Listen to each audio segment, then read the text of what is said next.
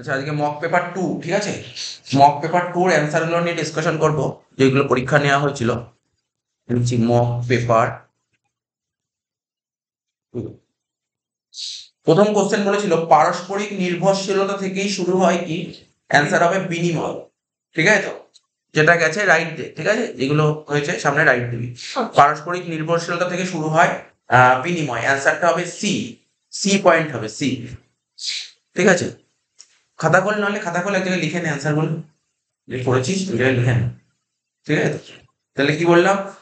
এর উপরে যে ওই মার্কশিট দিয়েছি, ওই মার্কশিট উপরে লিখে রাখবি মক পেপার কোনটা, তাহলে কি পরে খুঁজে সুবিধা হবে।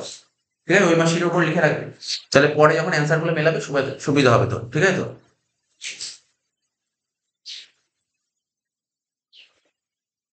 পারস্পরিক নির্ভরশীলতা থেকে শুরু হয় কি? বিনিময়। ঠিক আছে? লিখে নে উপরে মক পেপার 2 1 নম্বর কোশ্চেনের অ্যান্সার হবে সি। একের অ্যান্সার হবে সি।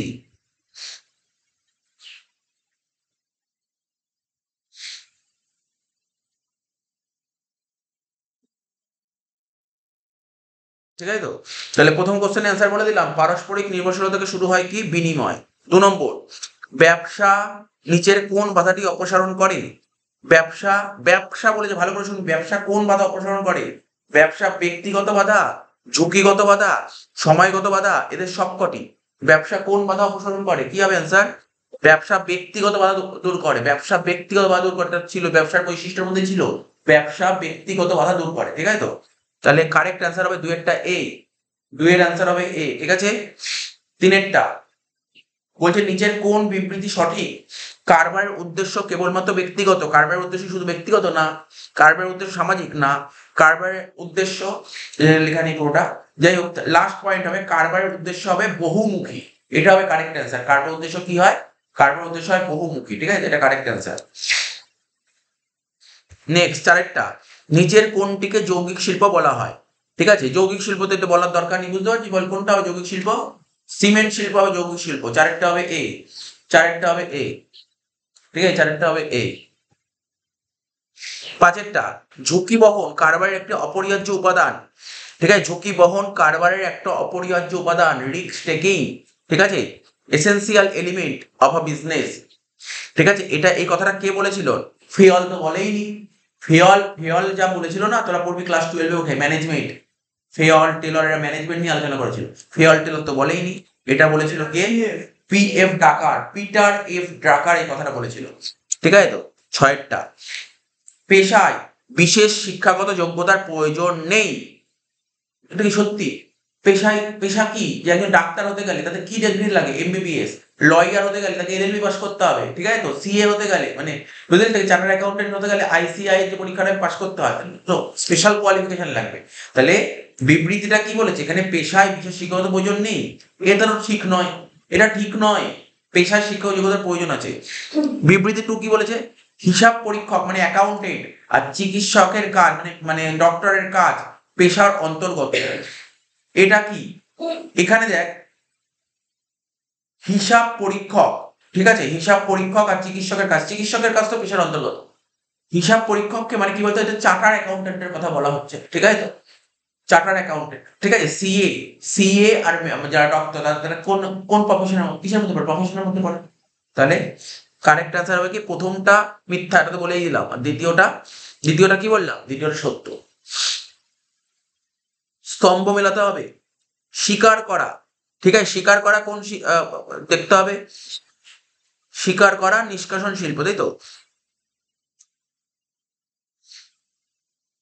মৎস্য খামার কি? মৎস্য খামার সেটা তো প্রজনন শিল্পটা বুঝতে হবে। মৎস্য খামারটা প্রজনন শিল্প হবে। স্বীকার করা নিষ্কাশন শিল্প। কাগজ উৎপাদন, ঠিক আছে, কাগজ উৎপাদন কি? সেবা পরিবেশন শিল্প। আর হচ্ছে পণ্য প্যাকেটজাতকরণ, এটা কি শিল্প? সর্জন শিল্প। তাহলে কারেক্ট অ্যান্সার কোনটা হবে? সিটা হবে কারেক্ট অ্যান্সার। সাতেরটা হবে সি। আটেরটা বলছে, দাবি বলেছে খরা, বন্যা, ভূমিকম্প প্রভৃতি প্রাকৃতিক ঘটনা কারবারের ঝুঁকির অন্যতম কারণ। কারবারের ঝুঁকির স্বাভাবিক কারণ। এটা এটা কি স্বাভাবিক কারণ নাকি প্রাকৃতিক কারণ? এটা, এটা প্রাকৃতিক কারণ, স্বাভাবিক কারণ তো নয়। ঠিক আছে তো, প্রাকৃতিক কারণ। তারপর যে কার্যকর ব্যবস্থা গ্রহণের মাধ্যমে, কার্যকর ব্যবস্থা গ্রহণের মাধ্যমে কারবারে এইসব ঝুঁকির মাত্রা কমানো যেতে পারে। ঠিক আছে, মানে ভালো একটা ব্যবস্থা গ্রহণ করার মানে এই সমস্ত ঝুঁকি, এইগুলো ঝুঁকি কমানো যেতে পারে। মানে আমি কি চাইলে কি খরা বন্ধ করতে পারবো? আমি চাইলে বন্যা বন্ধ করতে পারবো? আমি চাইলে ভূমিকম্প বন্ধ করতে পারবো? বলছি যে মানে কোনো একটা ব্যবস্থা নিলে এই ঝুঁকি কমানো যেতে পারে, না এটা ঠিক নয়, এটা ঠিক নয়, এটাও ঠিক নয়। তবে ওকে খরা, বন্যা, ভূমিকম্প, এগুলো সব প্রাকৃতিক ঘটনা, তাহলে এটা কারবারি ঝুঁকি স্বাভাবিক কারণ। হ্যাঁ, প্রাকৃতিক ঘটনা স্বাভাবিক কারণ, এটা ঠিক। মানে দাবিটা ঠিক, যুক্তিটা ভুল। দাবিটা ঠিক, যুক্তিটা ভুল, মানে কারেক্ট অ্যান্সার হবে সি একটা। 9 নম্বর, অংশীদারি কারবারে, অংশীদারি পার্টনারশিপ বিজনেসে, মিনিমাম মেম্বার কজন হয়? পার্টনারশিপ বিজনেসে মিনিমাম মেম্বার কতজন হয় বল দেখি? পার্টনারশিপ বিজনেসে মিনিমাম মেম্বার কতজন হয়? কতজন? 11। পার্টনারশিপ বিজনেসে মিনিমাম 2জন হয়, আর ম্যাক্সিমাম কতজন হয়? 50 জন। ম্যাক্সিমাম এখন বর্তমানে নিয়ম হয়েছে, সেখানে 50 জন বলা হয়েছে। আমি এই কোশ্চেনটা এখানে কিন্তু ওরা মিনিমাম জানতে চাইনি, ওরা বলেছে সর্বাধিক কত হয়। আমি জাস্ট একটু মনে করালাম, পার্টনারশিপ বিজনেসে 2 থেকে 50, বর্তমানে 50 হয়েছে, আগে কিন্তু 20 ছিল, এখন সেটা 50-এ নিয়ে এসছে। ঠিক আছে, 20 লিখলে হবে না কিন্তু, বর্তমানে কিন্তু 50 হয়েছে। তবে বলেছিলাম ব্যাংকিং বিজনেসে কতজন হয়? 10 জন, এগুলো মনে রাখতে হবে। কোন কারবারের ক্ষেত্রে, কোন কারবারের ক্ষেত্রে বিধিবদ্ধ সভা, বিধিবদ্ধ সভা মানে কি বলতে, একটা মিটিং ডাকতে হয়, বিধিবদ্ধ সভা, ঠিক আছে, এটা সভা, বিধিবদ্ধ সভা আদান করা বাধ্যতামূলক। মানে কোন কারবারের ক্ষেত্রে বিধিবদ্ধ সভা ডাকতেই, শেয়ারের মিটিং ডাকতেই হয় কোন কোম্পানির ক্ষেত্রে? কোম্পানি তো দুটোই আছে, একটা সার্বজনীন কোম্পানি, একটা ঘরোয়া কোম্পানি। কোন কোম্পানির ক্ষেত্রে শেয়ারের মিটিং ডাকা কম্পালসারি? পাবলিক, কোম্পানি, পাবলিক মানে সার্বজনীন কোম্পানির ক্ষেত্রে ডাকতেই হবে। কত সালে ভারতে এটা তো একদম, এটা একদম মানে কি বলবো, এর সোজা কোশ্চেন হতে পারে না, এরপর কমন কোশ্চেন। আর রিসেন্ট মানে এখন বর্তমানে দিনে এই কোশ্চেনটা খুব ইম্পর্টেন্ট কোশ্চেন। বলছি ভারতবর্ষে যে কোম্পানি, এখন ভারতবর্ষে যে কোম্পানি আইন চলছে, কোন সালে কোম্পানি আইন? 2013 সালে। এর আগে ভারতে কোন কোম্পানি আইন ছিল জানিস তো? 1956 সাল ছিল। ওটাকে চেঞ্জ করেছে, চেঞ্জ করে কি মানে পুরো চেঞ্জ হয়নি, কিছু চেঞ্জ করে অ্যামেন্ড করেছে, অ্যামেন্ড। 1956 সালে যে কোম্পানি আইন ছিল ওটা পুরো চেঞ্জ করতে পারবে না, ওখান থেকে কিছু অ্যামেন্ড করেছে, অ্যামেন্ড মানে কিছু পরিবর্তন করেছে, কিছু পরিবর্তন করে নতুন কোম্পানি নিয়ে আইন নিয়ে চলে এসছে 2013 সাল। তাহলে এটা খুব খুব কমন কোশ্চেন। বলছে লেটেস্ট কোম্পানি এক ভারতে কবে চালু হয়েছে? 2013 সালে। সমবায় সমিতির মূলধন সংগ্রহের উৎস কোনটি? সমবায় সমিতির মূলধন সংগ্রহের উৎস কোনটা? এত নর্মাল ব্যাপার, একটু ভালো করে বুঝবি। দেখ, এক মালিকানা কারবারের মূলধন কি করে জোগাড় করে? পার্টনারশিপ বিজনেসের মূলধন কি করে জোগাড় করে? ঠিক আছে, সমবায় সমিতির মূলধন কি করে জোগাড় করে? কোম্পানি কি করে মূলধন জোগাড় করে? জেনে রাখলেই হয়ে গেল। বল, এক কারবার কি করে মূলধন জোগাড় করে? স্যার, এক মালিকানা কারবার তো যে ব্যবসার যে মালিক সে টাকা নিয়ে আসবে বাড়ি ঘর থেকে, এইভাবে টাকা জোগাড় হবে। পার্টনারশিপে পার্টনার টাকা নিয়ে আসবে। সমবায় সমিতি কি হবে? সমবায় সমিতি যতজন মেম্বার থাকে না, ওরা টাকা পয়সা নিয়ে আসে, ওরা কি সদস্যদের কাছে শেয়ার বিক্রি করবে, সদস্যদের কাছে শেয়ার বিক্রি করে টাকা নিয়ে আসবে। কোম্পানির ক্ষেত্রে কি হয়, ভালো করে শুনবি। একটা কোম্পানি তার টাকা জোগাড় করে কি করে? মার্কেটে শেয়ার আর ডিবেঞ্চার বেচে, শেয়ার আর মার্কেটে, মার্কেটে ভালো করে শুনবি, কোথায় বললাম? মার্কেটে, মানে পাবলিক কিনবে। আর সমবায় সমিতি কি? সমবায় সমিতির যারা মেম্বার থাকে তাদেরকে শেয়ার বিক্রি করে। দুটোর মধ্যে একটু ডিফারেন্স আছে, দুটোর মধ্যে একটু ডিফারেন্স আছে। কি বললাম বুঝতে পারলি? তো বোঝা গেল, সদস্যদের কাছে শেয়ার বিক্রি করবে। এক মালিকানা কারবার, দেখ আমি তোকে বলে দিচ্ছি, এক মালিকানা কারবার, এক মালিকানা কারবারের লাইবিলিটি কি হয়? যে liability of a sole proprietorship business, এক মালিকানা কারবারের দায় কি হয়? অসীম দায় হয়, অসীম দায়। মানে আজকে ধর আমি একটা ব্যবসা শুরু করলাম, ব্যাংকের থেকে প্রচুর টাকা লোন নিয়ে ব্যবসা শুরু করলাম, ব্যবসা চালাতে পারছি না, ব্যবসা বন্ধ করে দিলাম, তাহলে আমার বাড়ি ঘর থেকে টাকা নিয়ে টাকা শোধ, এটা হচ্ছে এক মালিকানা। এই জন্য এক মালিকানা কারবারের দায় অসীম। পার্টনারশিপ বিজনেসের দায় অসীম, ভালো করে জন্য। দেখ, শুধু এটা পড়লে তো হবে না, ধর এক মালিকানাই দেবে পরীক্ষায়, কি কথা, জন্ম তো দিতে পারে। দায় কার অসীম? এক মালিকানা কারবারের দায় অসীম, পার্টনারশিপ বিজনেসের দায় অসীম। কিন্তু কোম্পানির দায় কি? সীমিত। সীমিত, খুব ভাইটাল কোশ্চেন দিতে পারে পরীক্ষার, মানে ইম্পর্টেন্ট কোশ্চেন জেনে রাখবি। তাহলে তোকে তো কোম্পানি বলবে না, তো বলবে যৌথ মূলধনী কোম্পানি। যৌথ মূলধনী কোম্পানির দায় কি লিখবি? ও লিখে দেবে সীমিত, ঠিক আছে তো, সীমাবদ্ধ, একই কথা, অসীম, এরকম নাম বলে দেবে। তাহলে কি বলতে হবে? যৌথ মূলধনী কোম্পানির দায় কি? সীমিত বা সীমাবদ্ধ, সীমিত বা সীমাবদ্ধ। ইংলিশে বলা হয় লিমিটেড, লিমিটেড, ঠিক আছে, লিমিটেড। মনে রাখতে হবে এগুলো, ঠিক আছে তো। কারবার স্থাপনের প্রথম ধাপ কোনটা? যে কোনো একটা বিজনেস তৈরি করতে গেলে প্রথম স্টেপটা কি করতে হয়? প্রথম স্টেপ কি করতে হয়? আমি যে ব্যবসাটা করবো তার সম্ভাবনা কি আছে? সম্ভাবনা উদ্ভাবন। সম্ভাবনা উদ্ভাবন এটা হচ্ছে কারবার স্থাপনের প্রথম ধাপ। কি বললাম? সম্ভাবনা উদ্ভাবন। সম্ভাবনা উদ্ভাবন। ঠিক আছে, 14টা বি। তারপর 15টা দিয়ে বিবৃতি দিয়েছে। বিবৃতি দিয়েছে, এটার দুটো বিবৃতি দিয়ে দেখতে হবে কোনটা সঠিক কোনটা ভুল, বা দুটো সঠিক নাকি দুটোই ভুল। ঠিক আছে, যেটা দেখতে হবে। বলছে কোম্পানির শেয়ার গ্রহীতাদের দায় সীমিত। এইমাত্রই তো বললাম। আমি কি বললাম? কোম্পানির ক্ষেত্রে যৌথ মূলধনী কোম্পানির দায় কি হয়? শেয়ার হোল্ডারদের দায় কি হয়? সীমিত দায় হয়। সীমিত সীমিত দায় হয়, অসীম দায় হয় না। তাহলে এটা ঠিক। ডুয়েটটা কি বলছে? কোম্পানির মালিকানার পরিবর্তন হলে স্থায়িত্ব চিরন্তন থাকে। এই দেখ, আজকে ধর আমার টাটা কোম্পানির আজকে আমার একটা শেয়ার কেনা ছিল, আমার কোনো শেয়ার করা ছিল। এবার এই শেয়ারটা যদি আমি শেয়ারটা বেচে দিই, আমি আমার শেয়ারটা আমার পোর্শনটা যদি অন্য কাউকে বেচে দিই, যে কোনো কাউকে বেচে দিতে পারি, বেচে দিলে কোম্পানির কি কোনো চেঞ্জ হবে? কোম্পানির কোনো চেঞ্জ হবে না, কিন্তু মাথায় রাখবি, কিন্তু কোম্পানি কোনো চেঞ্জ হবে না। এটাই তো কোম্পানির বৈশিষ্ট্য। কি বললাম বুঝতে পারি তো? তার মানে এখানে তুই একটা কোম্পানি আরো একটা বৈশিষ্ট্য পড়তে পড়তে একটা জিনিস জানতে পারলি, মানে কি চিরস্থায়ী। কি বললাম? কোম্পানি চিরস্থায়ী। কোম্পানিকে চিরস্থায়ী। আজকে আজকে কোম্পানিতে কোনো একজন শেয়ার হোল্ডার মারা যাক, কোনো শেয়ার হোল্ডার দেউলিয়া হোক, বা সে যদি তার শেয়ারটা অন্য কাউকে বেচে দেয়, কোম্পানির অস্তিত্বে কোনো চেঞ্জ হয় না। কোম্পানির অস্তিত্বে কোনো চেঞ্জ হয় না। তো কোম্পানির অস্তিত্ব চিরস্থায়ী বা স্থায়িত্ব বলতে পারি। কোনোদিন কোম্পানির কখনো মৃত্যু নেই। কোম্পানির কোনোদিন মৃত্যু নেই। দেখ, কোম্পানি যে ভূমিকম্প হয়ে যে কোম্পানি পুরো ধ্বংস হয়ে যায়, তবুও কোম্পানি মরবে না। কোম্পানি থেকে যাবে। ঠিক আছে তো? কোম্পানিকে তৈরি করে আইন, আর কোম্পানিকে বন্ধ করতে গেলে আইনের মাধ্যমে কোম্পানিকে বন্ধ করতে হবে। এছাড়া কোম্পানিকে বন্ধ করার ক্ষমতা কারণ নেই। কোম্পানিকে বন্ধ করতে পারে একমাত্র ল। উইদাউট ল কোম্পানি কখনো বন্ধ হবে না। এটা হচ্ছে কনসেপ্ট। আমি তোকে বলছি, কনসেপ্ট মনে রাখবি। কোম্পানিকে বন্ধ করতে পারে কে? ল। ল ছাড়া কোম্পানিকে কেউ বন্ধ করতে পারে না।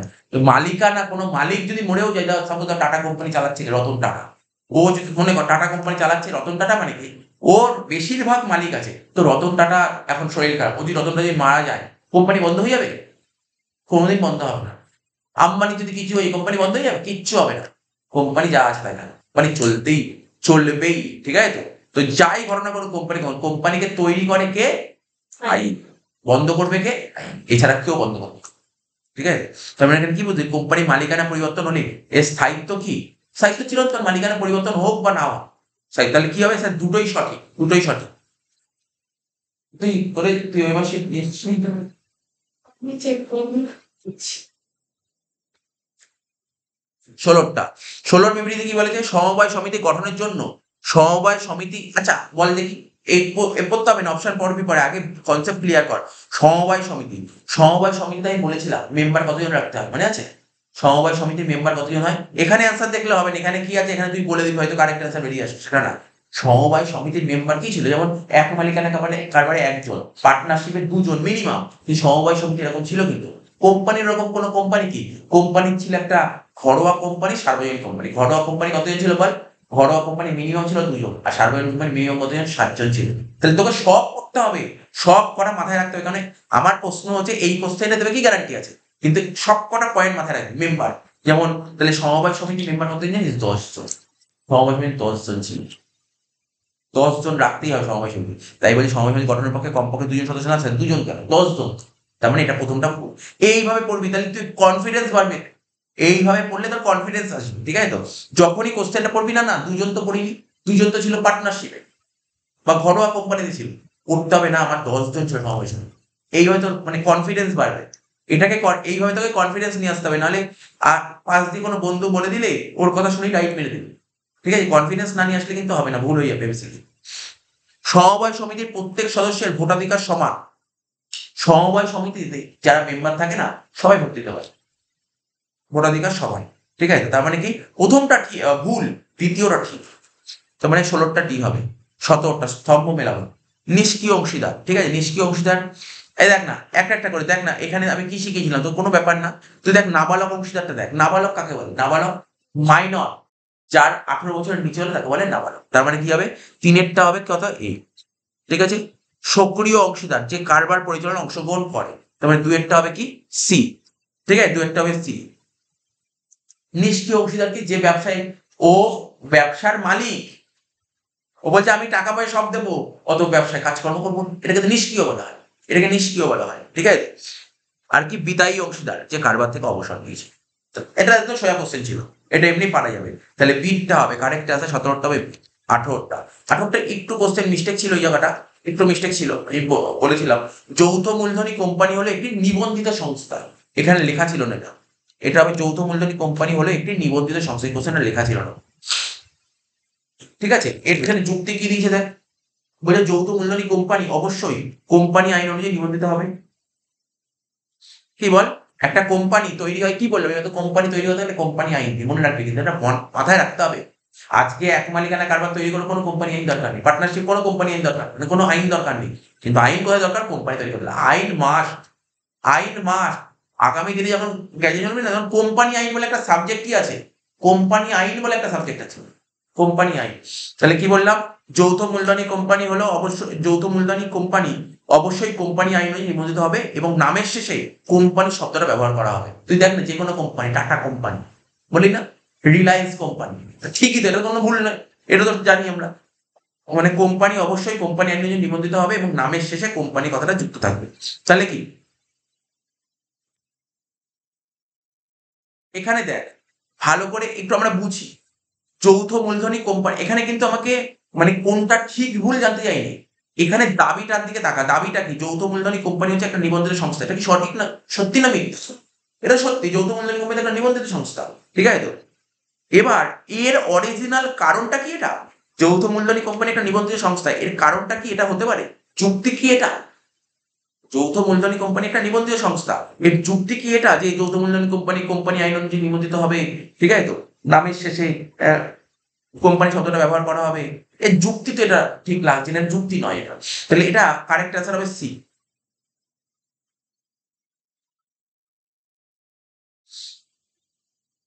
যদি বলতো মানে আগে একটা ছিল না বিবৃতি, দুটো বিবৃতি ছিল, কোন সঠিক কোনটা ভুল, যদি বলতো তাহলে তুই বলতে পারতি দুটি বিবৃতি সঠিক, বিবৃতি দুটোই সঠিক।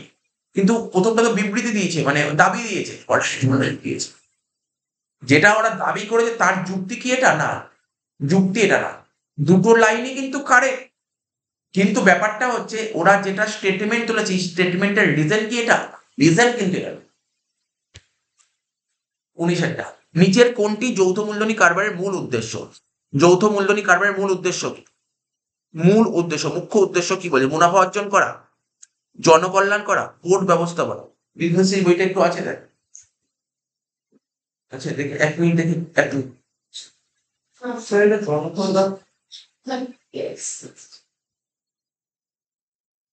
যৌথ মূলধনী কারবারের মূল উদ্দেশ্য কি হতে পারে এটা দেখতে হবে। সেবা করা, না না,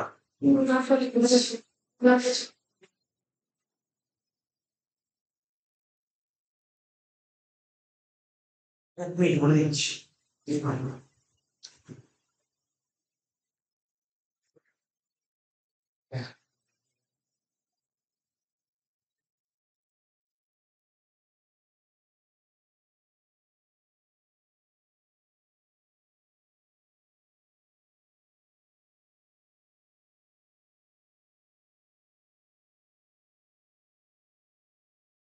এখানে কি বলেছে, যৌ এখানে বলে নিচের কোনটি যৌথ উদ্যোগের মূল উদ্দেশ্য, যৌথ উদ্যোগ বলেছে, ওই জয়েন্ট 3 নম্বর চ্যাপ্টার পড়েছিল না যৌথ উদ্যোগ, ওইটা মনে পড়ে, সরকারি যৌথ উদ্যোগ, 3 নম্বর চ্যাপ্টার পড়ালাম যেটা, সেটা কি ছিল, বেসরকারি ক্ষেত্র, সরকারি ক্ষেত্র আর আন্তর্জাতিক কারবার পড়েছিলাম না, ওখানে যৌথ উদ্যোগ বলে একটা পয়েন্ট ছিল, বলছে এর মধ্যে কোনটা যৌথ উদ্যোগের মূল উদ্দেশ্য। ঠিক আছে, যৌথ উদ্যোগের মেন উদ্দেশ্য কি ছিল জানিস তো, যৌথ উদ্যোগের উদ্দেশ্য ছিল কিন্তু কোর্ট ব্যবস্থাপনা, কোর্ট ব্যবস্থাপনা করবে, যৌথ উদ্যোগের মূল উদ্দেশ্য কোর্ট ব্যবস্থাপনা।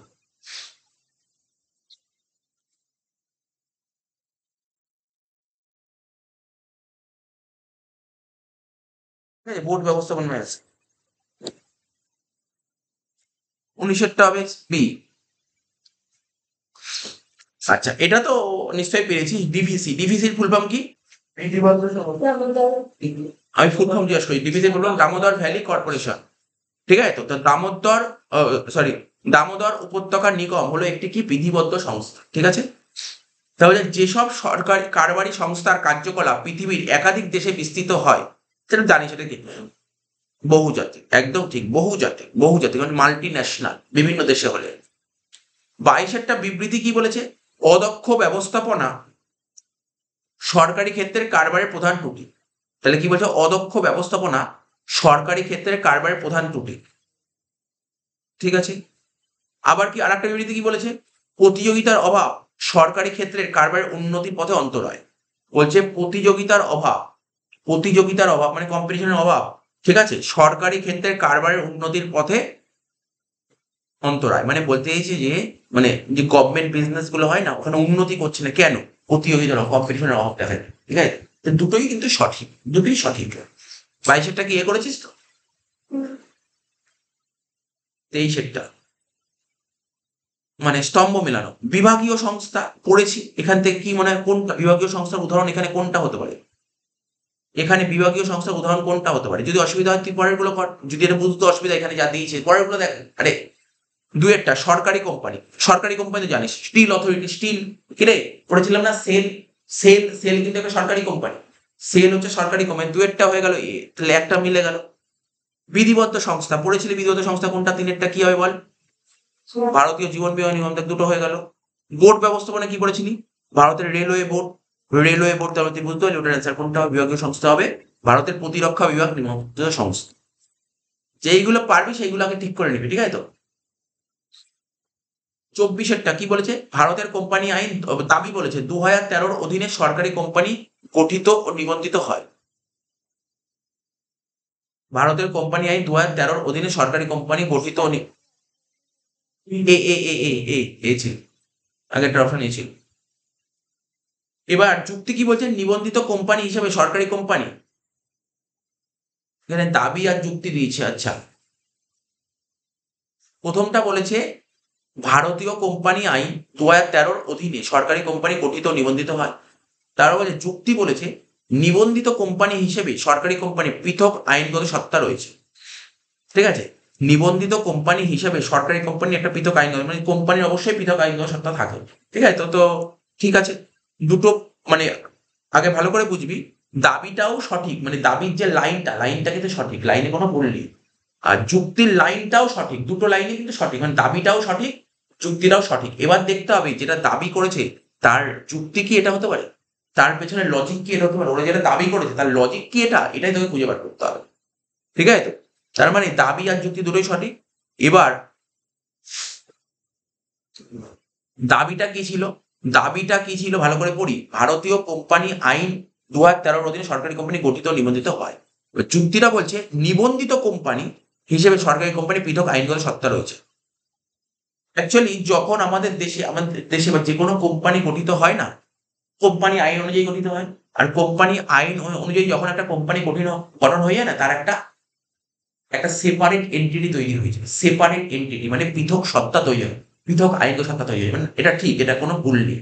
কোম্পানি আইনে এটাই বলা হয়েছে, যখনই তুমি একটা কোম্পানি তৈরি করবে সেই কোম্পানির একটা পৃথক সত্তা তৈরি হবে, পৃথক আইনগত সত্তা তৈরি হয়ে যাবে। তার মানে এই দাবির পেছনে যুক্তিটা সঠিক আছে। ঠিক আছে, দাবির পেছনে যুক্তিটা সঠিক আছে। 25 একমাত্র কারবারি প্রতিষ্ঠানই ব্যাংকে চলতি আমানত খুলতে পারে। ঠিক আছে, মানে যারা বিজনেসম্যান হয় তারাই কিন্তু ব্যাংকে কারেন্ট অ্যাকাউন্ট খুলতে পারে। ঠিক। আর একটা কি বলেছে, যুক্তি কি বলেছে? পৌনঃপুনিক আমানত মানে রেকারিং হয় না, প্রতি মাসে হিসাবে প্রতি মাসে এক নির্দিষ্ট পরিমাণ অর্থ, ঠিক আছে, একটি নির্দিষ্ট পরিমাণ অর্থ নির্দিষ্ট সময় পর্যন্ত জমা দিতে হয়। আজকে তো তুই কোনো ব্যাংকে রেকারিং করেছিস, তুই ধর ঠিক করে 100 টাকা করে জমা দিবি, প্রতি মাসে 100 টাকা করে জমা দিবি। তুই 5 বছরের প্ল্যান নিয়ে 5 বছর ধরে জমা করতে হবে, এটাও তো ঠিক। ঠিক আছে তো? কিন্তু দাবি আর যুক্তি দুটোই সঠিক। তুই বল, এবার চিন্তা ভাবনা করে বল, ওরা যারা দাবি করে তার পেছনে যুক্তিটা কি ঠিক? এই দাবির সঙ্গে যুক্তির মিল আছে না স্যার? ওটা কোথায় কারেন্ট আর কোথায় রেকারিং, কোনো মিল নেই। তার মানে কোনটা হবে বুঝতে পারছো স্যার? বিটটা হবে। দাবি আর যুক্তি দুটোই সঠিক, কিন্তু দাবির সপক্ষে যুক্তি সঠিক নয়। 26 ব্যাংক ড্রাফটের মাধ্যমে অর্থ প্রেরণের জন্য ব্যাংকে আমানত হিসাব খোলা বাধ্যতামূলক। এই যে তোরা, আমি তোকে বলছি তোরা অনেকে স্কুলে ভর্তি হয়েছিস, তাই তো? স্কুলে যখন ভর্তি হয়েছিস, অনেক স্কুলে হয়তো অনলাইন পেমেন্টে ব্যাংক ড্রাফট করতে বলেছে। যেই ব্যাংকের ব্যাংক ড্রাফট করতে বলেছে সেই ব্যাংকে তো তোর অ্যাকাউন্ট নাও থাকতে পারে। আজকে তুই যে স্কুলে পড়িস সেই স্কুল বলছে যে আমার স্কুলের পাশে যে অ্যাক্সিস ব্যাংক আছে, অ্যাক্সিস ব্যাংকে তুমি ব্যাংক ড্রাফট করবে। তুই অ্যাক্সিস ব্যাংকে কি ব্যাংক ড্রাফট করলি, দেখা গেলো ওই ব্যাংকে তোর অ্যাকাউন্ট নেই। তার মানে তোকে কি ব্যাংক ড্রাফট করতে দেবে কি দেবে না? অবশ্যই দেবে, কারণ ব্যাংক ড্রাফটের জন্য অ্যাকাউন্টে টাকা থাকা, অ্যাকাউন্ট খোলার দরকার হয় না। তুই ব্যাংকের লোককে টাকা দিবি, একটা চার্জ দিবি, ব্যাংকের চার্জ। কারণ তুই বলবি আমার 2,000 টাকা বা 3,000 টাকা ড্রাফট করতে হবে, 3,000 টাকার একটা চার্জ হয়, 10 টাকা 20 টাকা 30 টাকা যেমন একটা চার্জ হিসাব থেকে চার্জ দিয়ে দিবি। ওর সঙ্গে সঙ্গে তোকে ফর্ম দিয়ে দেবে, তুই ব্যাংক ড্রাফট হয়ে যাবে। তখন অ্যাকাউন্ট থাকা হবে। তার মানে কি বুঝতে পারলি? প্রথম লাইনটা বিবৃতি সঠিক দিয়েছে না ভুল দিয়েছে? বিবৃতি কি দিয়ে সঠিক দিয়েছে না ভুল দিয়েছে? পড়। ব্যাংক ড্রাফটের মাধ্যমে অর্থ প্রেরণের জন্য ব্যাংকে আমানত হিসাব খোলা বাধ্যতামূলক, এটা ভুল। তার মানে বিবৃতি কিন্তু ভুল দিয়েছে। দ্বিতীয় বিবৃতি কি? ব্যাংক ড্রাফট একটা হস্তান্তরযোগ্য দলিল। হ্যাঁ, আমরা বিল অফ এক্সচেঞ্জ পড়েছিলাম না, বিল অফ এক্সচেঞ্জ। ব্যাংক ড্রাফট হচ্ছে এক ধরনের হস্তান্তরযোগ্য দলিল, ঠিক আছে? এটা কিন্তু এক ধরনের হস্তান্তর। বিল অফ এক্সচেঞ্জ মানে কি? বাণিজ্যিক হুন্ডি। আর হস্তান্তরযোগ্য দলিলকে ইংরেজিতে কি বলে? Negotiable instrument. নেগোশিয়েবল ইনস্ট্রুমেন্ট, ঠিক আছে তো? তাহলে ব্যাংক ড্রাফট হচ্ছে এক ধরনের হস্তান্তরযোগ্য দলিল। তার মানে আরে এ বি সি ডি ব্যাপারটা না, আমি অ্যান্সারের দিকে ফোকাস করছি। ওই অপশন না, প্রথম বিবৃতিটা সঠিক, ঠিক আছে তো? আর হচ্ছে প্রথম বিবৃতি সঠিক, দ্বিতীয় বিবৃতি ভুল। তার মানে কি হবে বুঝতে পারলি? কারেক্ট অ্যান্সার হবে কি? 27। অগ্নি বীমা চুক্তির মেয়াদ সাধারণত 1 বছর, মানে ফায়ার ইন্স্যুরেন্সের মেয়াদ 1 বছর। যেমন আজকে তুই আমি এমনি একটু বলছি, যদি এটা না জানিস আমি তোকে বলেছি, দেখবি আজকে যদি কেউ মেডিক্লেম করিস, মেডিক্লেম নাম শুনিস? মেডিক্লেম কি? ওটা তো সাধারণ বীমার মধ্যে পড়ছে। আজকে তুই মেডিক্লেম করলি, তুই এই বছর, তুই ধর এই বছর প্রিমিয়াম দিলি, তুই এই বছরের বেনিফিট পাবি। তুই পরের বছর প্রিমিয়াম দিলি না, পাবি না, উঠে যাবে, ল্যাপস হয়ে যাবে। তার মানে কি অগ্নি বীমার এই মেয়াদগুলো আচ্ছা আরো ভালো উদাহরণ, ওটা তো অনেকের কারণ করা আছে মেডিকেল ইন্স্যুরেন্স, কারণ করা নেই মেডিক্লেম। কিন্তু দেখবি অনেকে না ফোনের ইন্স্যুরেন্স করে। ফোন কেনার সময় ফোন দিয়ে বলে কি ফোনের ইন্স্যুরেন্স করবে, অনেকে করে নেয়, ফোনের একটা ইন্স্যুরেন্স করে নেয়। তাহলে ওটা কি 1 বছর যদি ইন্স্যুরেন্স করা হয়, তারপরের বছর যদি ফোনের কিছু হয়, ওরা কি দায়বদ্ধ? দোকান না দেবে না, তাহলে তোকে আবার ইন্স্যুরেন্স করাতে হবে। তার মানে কি হয়? এটা 1 বছর অন্তর অন্তর ইন্স্যুরেন্স হবে। বুঝতে পারলি কি বললাম? অগ্নি বীমাটা কি হয়? অগ্নি বীমার মেয়াদ সাধারণত 1 বছর, একদম ঠিক, কোনো ভুল নেই। অগ্নি বীমার দুর্ঘটনার 15 দিনের মধ্যে ক্ষতিপূরণের দাবি পেশ করতে হয়, ঠিক আছে তো? আজকে ভালো করে শুনবি, আজকে তুই তোর বিজনেস করছিস, ওখানে ফায়ার লেগে গেছে, দোকানে আগুন লেগে গেছে, বা তোর গোডাউনে আগুন লেগে গেছে। আগুন লেগে গেলে ইন্স্যুরেন্স কোম্পানিকে জানাতে হবে। তুই যদি ইন্স্যুরেন্স কোম্পানিকে না জানিস, কি কারণ টাকা দেবে, ক্লেম করবে কেন? তোকে তো ইন্স্যুরেন্স কোম্পানি জানাতে হবে। ও জানালে ওখানে ইন্স্যুরেন্স কোম্পানি ইন্সপেক্টর আসবে, ইন্সপেক্টর এসে ইন্সপেকশন করবে, তারপর তুই ক্লেম পাবি। তার আগে তো পাবি না। তাহলে তোকে জানাতে হবে এই কথাটা। তো বলছে অগ্নি বিমায় দুর্ঘটনার 15 দিনের মধ্যে ক্ষতিপূরণের দাবি পেশ করো, 15 দিনের মধ্যে। এটা সঠিক, এটা সঠিক। 27টা কি হবে? এটা স্তম্ভ মেলানো, ঠিক আছে তো? বলছে কি ক্ষতিপূরণের চুক্তি, শিখেইছি তো, বহুবার বলেছি, ক্ষতিপূরণের চুক্তি কোনটাকে বলা হয়? হ্যাঁ বল, জোরে বল। সাধারণ বীমা হচ্ছে ক্ষতিপূরণের চুক্তি, সাধারণ বীমাকে বলে ক্ষতিপূরণের চুক্তি। আর নিশ্চয়তা চুক্তি কোনটা? জীবন বীমা। বীমাযোগ্য ঝুঁকি, ঠিক আছে? বীমাযোগ্য ঝুঁকিটা কি হবে? 3-এর অ্যান্সার কি হবে বল? 3-এরটা বীমার মৌলিক নীতি। আর লাস্ট বলতে মুনাফা ক্ষতির বীমাপত্র, এটা হচ্ছে অগ্নি বীমা। 28, জীবন বীমায় বীমা চুক্তি কোন নীতির প্রযোজ্য নয়? জীবন বীমায়, আচ্ছা শোন, আজকে একটা মানুষের জীবনের উপর বীমা করে, ও ধর মারা গেলে ওর ক্ষতিপূরণ করতে পারে? একজন লোক মারা গেলে তার ক্ষতিপূরণ করতে হবে? একজন লোক মারা গেল, তুই কত টাকা দিবি তাকে ক্ষতিপূরণ? মানে দেখ, জীবন বীমাটা কি, কেউ মারা গেলে তার ফ্যামিলি যাতে শেষ না হয়ে যায়, তার ফ্যামিলিটাকে একটা সাময়িক রিল্যাক্স দিল, যে না তুমি চালাও, এই টাকা দিয়ে কিছু চালাও। কোনোদিন কোনো একটা মানুষের, মানে কোনো একটা মানুষ যদি মরে যায় না, টাকা দিয়ে তার পূরণ হয়, টাকা দিয়ে কখনো পূরণ হয়নি। জীবন বীমা কি করে? আমি নিশ্চয়তা করছি যে না, তোমার ফ্যামিলিটাকে আমি কিছুটা সাহায্য করতে পারবো। তাহলে বুঝতে পারলি, ক্ষতিপূরণ আলাদা, নিশ্চয়তা আলাদা। জীবন বীমাটা কিসের চুক্তি? নিশ্চয়তার চুক্তি। বলছে জীবন বীমা বীমা চুক্তির কোন নীতি প্রযোজ্য নয়? দেখ, ক্ষতিপূরণ নীতিটি প্রযোজ্য। 30 নম্বর, বাণিজ্যিক ব্যাংক যে কাজটি করতে পারে না সেটা কি? তুই স্টেট ব্যাংকে চলে যা, বা ধর এখানে বন্ধন ব্যাংক, অ্যাক্সিস ব্যাংক, ওরা কি গুডস কেনা বেচা করে না? ওরা কিন্তু গুডস কেনা বেচা করবে না, সব কাজ করবে কিন্তু গুডস কেনা বেচা করবে না। পণ্য ও সেবা ক্রয় বিক্রয় করতে পারে। সঠিক সময়ে মোট নিষ্পত্তি মানে আরটিজিএস। আচ্ছা বল দেখি, এটা তো বাংলা দেখলি, ফুল ফর্ম তো দিতেই পারে পরীক্ষায়, আরটিজিএস এর ফুল ফর্ম বল। স্যার 30-এর তো এ হবে না। দাঁড়া, এটা পরে তো কথা। 30 আমরা কি বললাম 31 যেটা বলছি সেটা 31 কি বলছি, সঠিক সময়ে মোট নিষ্পত্তি, আরটিজিএস। আরটিজিএস ফুল ফর্ম কি বললাম? সেটেলমেন্ট। রিয়াল মানে পরীক্ষায় ফুল ফর্ম দিতে পারে, মনে রাখতে হবে। RTGS, Real time gross settlement. ঠিক আছে, এই পদ্ধতি কে নিয়ন্ত্রণ করে? আরটিজিএস। তো কমন কোশ্চেন, কে কন্ট্রোল করে? Reserve bank of India. কি বললাম? 30 বলিনি আমি? বিষয়টা এ হবে না? হ্যাঁ, বলে দিয়েছি তো। 32 প্লাস্টিক মানি। ক্লাসে বারবার বলেছিলাম প্লাস্টিক মানি কাকে বলে। Debit card, credit card plastic মানির মধ্যে পড়ে। ঠিক আছে, তারা বলেছে মানে সি হবে স্যার। সম্পত্তির ক্ষতিপূরণের জন্য যে বীমা করা হয় সাধারণ বীমা। 33 বি হবে। 34, কোন বীমার ক্ষেত্রে বীমাপত্র গ্রহণ ও ক্ষতিপূরণের দাবি পেশ করার সময় বীমাযোগ্য স্বার্থ থাকা প্রয়োজন? হ্যাঁ বল। একটা জিনিস বলছি, একটা সিম্পল একটা কথা ক্লিয়ার কর, একটা ক্লিয়ার কর। তুই বল, তুই নিজেই বুঝতে পারবি, একটু ভালো করে পড়। তুই না স্যার এটা তো সব কটা তো হতে পারেই না, কারণ দেখ এখানে ক্ষতিপূরণের দাবি বলেছে, ক্ষতিপূরণের দাবি জীবন বীমা হতে পারে? জীবন বীমা তো হবেই না। বুঝতে পারলি তো এটা? এটা কিন্তু কারেক্ট অ্যান্সার হবে অগ্নি, অগ্নি বীমা। কোন বীমার ক্ষেত্রে বীমাপত্র গ্রহণ ক্ষতিপূরণ দাবি পেশ করার সময় বীমাযোগ্য স্বার্থ থাকা প্রয়োজন? অগ্নি বীমা কারেক্ট অ্যান্সার, অগ্নি বীমা। যখন এমসিকিউ পড়বি না, অবশ্যই যে প্রথমে না পড়ে না, একটু ভালো করে না পড়ে তোর ডাইরেক্ট সবকটি বলে দিবি, কিন্তু পড়ার আগে দেখ তুমি কি বলো, ক্ষতিপূরণের দাবি। ক্ষতিপূরণের দাবি কি জীবন বীমা হতে পারে?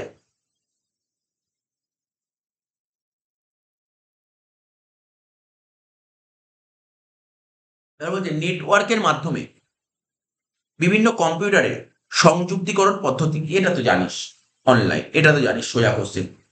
এই চ্যাপ্টারটা 5 নম্বর চ্যাপ্টার, তুই না পড়েও লিখতে পারবি। 5 নম্বর চ্যাপ্টার একদমই ইজি থাকে, আর ব্যাংকের অনেক কোশ্চেন না পড়েও লেখা যাবে, জাস্ট কনসেপ্ট মাথায় রাখতে হবে।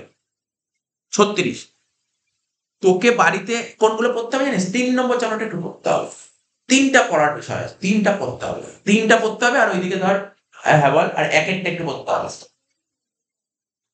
3 আর 1টা পড়তে হবে, বাকি না 2 বল, তুই আর কোনটা 4 বল, 5 বল, কনসেপ্ট থেকে অনেক অ্যান্সার লেগে, কনসেপ্ট থেকে মানে যে ব্যাংকের কিছু কিছু কনসেপ্ট, অনলাইনের কনসেপ্ট, আর 2 নম্বর কি এক মালিকানা কারবার, পার্টনারশিপ, কনসেপ্ট থেকে কিছু লেখা যাবে। আচ্ছা, এই হয়ে গেল। এবার কি বল 36 বলছে বৈদ্যুতিক কারবারে মানে অনলাইন বিজনেসে ক্রেতা বিক্রেতা ও কম্পিউটারের মাধ্যমে তাদের মতামত জানাও। ঠিক আছে, মানে অনলাইন বিজনেস ক্রেতা বিক্রেতা, ঠিক আছে, কম্পিউটারের মাধ্যমে মতামত জানান ছবির সাহায্যে। ছবির সাহায্যে কি করে কমেন্ট জানাবো? মৌখিকভাবে, কোনোদিন মৌখিকভাবে হতে পারে না, লিখিতভাবে হতে পারে। আবার লিখিতভাবেই হবে, এটা মনে হচ্ছে লিখিতভাবেই হবে। ওই তো কমেন্ট, কমেন্টটা কিসের মাধ্যমে করবে? লিখবেই তো, কমেন্ট তো লিখবে, রিভিউটা যে দেবে ও তো লিখবে।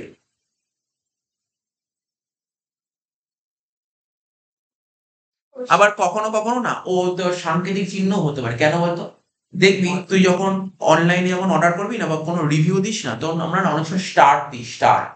ওটা কিন্তু স্টারটাকে একটা সাংকেতিক চিহ্ন, স্টার থাকে না রিভিউ, এটাও কিন্তু হতে পারে।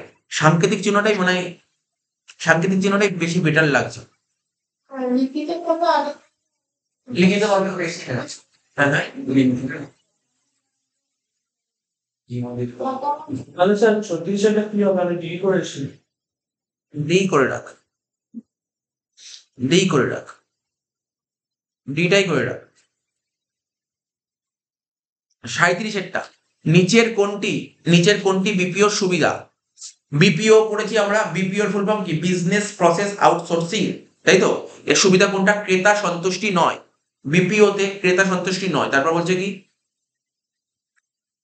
শ্রম বিভাজন ও বিশেষায়ন, মানে কাজটা বিভাজন হয়ে যায়, সম্পদের সৎ ব্যবহার হয়। ঠিক আছে, তো সবই তো বিপিওর সুবিধা কি কি পড়েছিস? দরকার হলে বিপিওর সুবিধাগুলো তুই পড়ে নে, বিপিওর সুবিধাগুলো দেখেছিলি তো? তাহলে এখানে কারেক্ট অ্যান্সার কোনটা হবে? কি হবে কারেক্ট অ্যান্সার? বিপিওর সুবিধা। এখানে এখানে কোনটা করেছিস? দেখ, বিপিওর সুবিধার মধ্যে সমবিভাজন ও বিশেষায়ন ছিল, বিপিওর সুবিধার মধ্যে সম্পদের সদ্ব্যবহার ছিল, আর ক্রেতা সন্তুষ্টি নয় ছিল। তাহলে বিপিওর সুবিধা হবে সবকটা। 38, চিরাচরিত বা প্রথাগত মানে ট্র্যাডিশনাল বিজনেসের তুলনায়, ঠিক আছে, ই বিজনেস গঠন করা সহজ। ঠিক আছে, এটা তো সঠিক। যুক্তি কি বলছে? বলছে বৈদ্যুতিন কারবার মানে অনলাইন বিজনেস গঠন করতে হবে কিন্তু কম মূলধন লাগে এবং আইনগত আনুষ্ঠানিকতা কম। তার মানে কি দাবি আর যুক্তি দুটোই সঠিক, কিন্তু দাবি যেটা ছিল তার পেছনে যুক্তিটা কি সঠিক? তো যুক্তিটা সঠিক। 39 B2B মানে বিজনেস টু বিজনেস, কারবার থেকে কারবার, দুটি কারবারি সংস্থার মধ্যে বৈদ্যুতিন লেনদেন সংঘটিত হয়, ঠিক। B2C মানে কারবার থেকে কনজিউমার বা ভোগকারী, ঠিক। কনজিউমার কাস্টমার একই জিনিস, ঠিক আছে। তো হয়ে গেল B2B যা লিখেছে আর B2C যা লিখে দুটোই সঠিক, কোনো ভুল লেখেনি কিছু, তাহলে দুটো বিবৃতি সঠিক। তাহলে তুই এই কোশ্চেন গুলো পড়ে একটা জিনিস বুঝতে পারলি, যখন দেবে না দাবি আর যুক্তি ওটাই একটু টাফ হয়, আর বাকি কোশ্চেন টাফ থাকে না।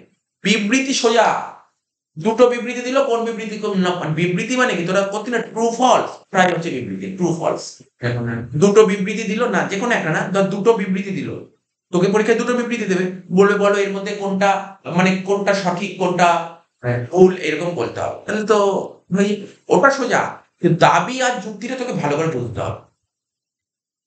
লাস্ট কোশ্চেন বলছে এটিএম থেকে অর্থ উত্তোলন, তাহলে এটা কি হয়? এটিএম থেকে অর্থ উত্তোলন এটা কি হতে পারে বল? এটিএম থেকে আমরা টাকা পয়সা তুলি, এটা কি হতে পারে? অনলাইনে পুরনো বৈদ্যুতিন সামগ্রী বিক্রয়, ঠিক আছে, অনলাইনে পুরনো বৈদ্যুতিন সামগ্রী বিক্রয়, C2C। আচ্ছা এটা বুঝতে পারি, অনলাইনে পুরনো দ্রব্য বিক্রয়। আজকে তোর কিছু গুডস, ধর আজকে তোর একটা কোনো ফোন আছে, তুই ফোনটা বেচে দিয়েছিস অনলাইনে বেচতে গেলে তুই জানি অনলাইনে কোথায় বেচে? OLX এ বেচে। OLX এ আমার বেশ কিছুদিন আগে আমি একটা জিনিস বেচেছিলাম, আমার পুরোনো কম্পিউটার ছিল, আগে একটা কম্পিউটার ছিল, ওটা OLX এ বেচে দিয়েছিল। OLX এ বেচে দিয়েছিলাম, তাহলে কেনার জন্য কোনো কনজিউমার চলে এসেছিল। এবার ওটা কিন্তু কিনে কিন্তু বেচবে না, ওর ধরো কোনো একটা সাইবার ক্যাফে আছে ওখানে লাগিয়ে দিল, ঠিক আছে। তো এবার আমি বেচলে কনজিউমার টু কনজিউমারই হচ্ছে পুরোনো জিনিস যাবে। তার মানে দুয়েরটা কি হয় বল? দুয়েরটা ডি, কারবারের স্বয়ংক্রিয় পদ্ধতিতে উৎপাদন, ঠিক আছে। এটা হলে ইন্টার বিজনেস, ঠিক আছে, মানে আন্তঃ কারবারি লেনদেন, ইন্ট্রা বি, ঠিক আছে, আন্তঃ কারবারি লেনদেন। এই যে কারবারি প্রতিষ্ঠানের পণ্য কি বললাম? কারবারের স্বয়ংক্রিয় পদ্ধতিতে উৎপাদন। চারেরটা বলছে কারবারি প্রতিষ্ঠানের জিএসটি প্রদান, ঠিক আছে, কারবারি প্রতিষ্ঠানের জিএসটি প্রদান। চারেরটা কি হবে? চারেরটা বি হবে, কারবার থেকে সরকার, ঠিক আছে। এটিএম থেকে অর্থ উত্তোলন কি ছিল? কারবার থেকে ভোগকারী। এটা B2G লেখা আছে, B2C হবে, এটা B2C, কারবার থেকে ভোগকারী। ব্যাস, দেখে নে তোর কত নাম্বার পেলি।